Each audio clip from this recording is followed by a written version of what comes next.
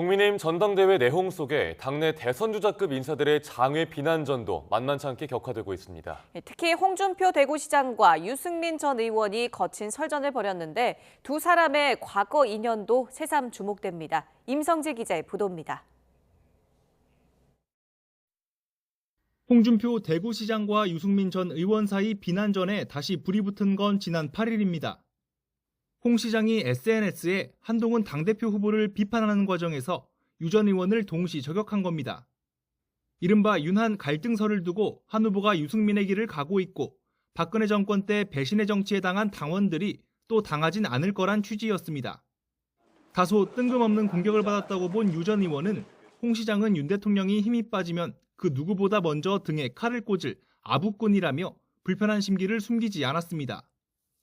권력 앞에 굽신거린다는 뜻의 신조어까지 써가며 과거 홍 시장이 선거법 위반으로 의원직을 상실했고 막말과 여성 비하로 점철된 자서전을 자랑스레 출간했다고 맹폭을 퍼부었습니다. 이에 홍 시장은 깜도 아닌 게 자신을 음해한 게 어제 오늘 일이냐며 배신자와는 같이 가지 않겠다고 맞섰고 유 전 의원은 한국 정치를 후지게 만드는 원흉은 부패와 불법을 저지른 자들이라고 맞받았습니다. 두 사람의 질긴 인연은 지난 2011년으로 거슬러 올라갑니다. 당시 비주류였지만 당대표에 오른 홍 시장이 최고위원이던 친박계 유 전 의원 등 3명의 사퇴 반발 끝에 자리에서 물러나게 된 겁니다. 서울시장 보궐선거 패배와 선거관리위원회 해킹 사건 등 잇따른 악재가 이유였습니다. 쇄신망을 대해서는 전혀 이야기 안 했습니다. 그럼 오로지 또스에 관한? 그 사건에 대해서는 이야기했습니다. 쇄신망은 나중에 추 논의하기로 그렇게 정리하고 끝냈습니다. 당을 재창당 수준으로 쇄신하고 내부 정리를 한 후에 사퇴하고자 했던 저희 뜻도 기득권 지키기로 매도되는 것을 보고 저는 더 이상 이 자리에 있는 것이 무의미하다고 판단을 했습니다.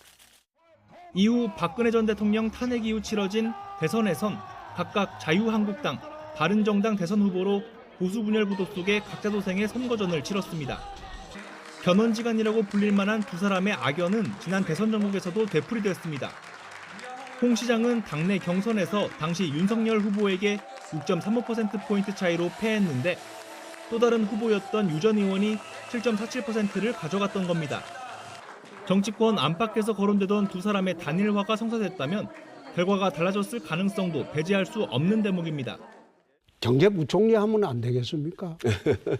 제가 대통령이 되면 우리 홍 후보님을 법무부 장관으로 할까 싶은데 어떻습니까? 저는 법무부 장관 시켜주면 좋죠. 홍준표, 유승민 두 사람의 신경전은 3년 뒤 대선을 바라본 전초전의 성격도 짙단 분석입니다. 국민의힘 전당대회 분위기와 맞물리면서 양측의 공방전은 한층 더 거세질 것으로 보입니다. YTN 임성재입니다.